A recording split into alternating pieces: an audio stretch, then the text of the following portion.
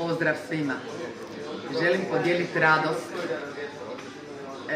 s vama kao i dokaz da nemoguće postane moguće. Kroz situaciju u kojoj ti oca koji ti je sve na svijetu bio kroz svoje odrastanje i ostao, zavoli cijeli svijet. Zamislite koja je to radost, odnosno ljudi diljem cijelog svijeta.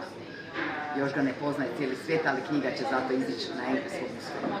Ali ljudi diljem svijeta našeg ovog područja zavoljeli su čovjeka, tatu Peru, tatu, razumijevajući koju škrinju nematerijalnog blaga ispravnog sustava vrijednosti je on ostavio svojim životom žilavim djevojčicama i dječacima koji svaku bol žele pretočiti, oplemeniti kao gorivo za živjeti misiju na koju smo pozvani svi mi, a to je činiti dobro.